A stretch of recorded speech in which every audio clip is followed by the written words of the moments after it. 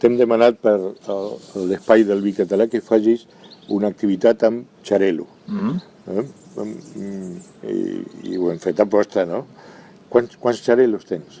I en aquests moments fem un xarel·lo fresc, un xarel·lo sense bota, un altre el fem amb bota, i un altre que surt d'una parcel·la molt concreta, que és el Terroja, que aquest és un xarel·lo que només surten banyades molt determinades, però sí, tinc 3 vins tranquils de xarel·lo i tota la gamma de caves està basada en aquesta varietat. Fa 20 anys el xarel·lo, òbviament aquí al Penedès, s'utilitzava àmpliament tant per fer cava com per fer vins tranquils, molt menys, però un dia va sorgir la idea de el xarel·lo és el raïm insígnia de la DEO.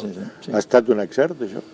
A veure, jo penso espero que no sigui només el xarel·lo, que sóc un gran defensor i, bueno, de fet, corre per la meva sang el xarel·lo, però crec que hi ha moltes més varietats, però sí que és un encert enfocar una mica en un món tan divers, tan global, on hi ha tantes varietats internacionals que d'alguna manera fan que a vegades falti la identificació de zona i de territori i de personalitat de regió.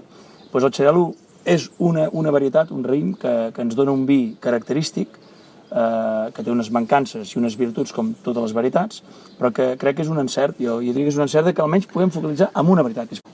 Tenim un xarelero, A mi m'agrada el vi, A mi m'agrada el vi que expressi territori. Amb aquest varietal tu tens ahir una... Sí. Doncs els esperem a l'espai del vi català per veure tot això amb molta més profunditat. Espero que podem disfrutar tots del xarel·lo, sí.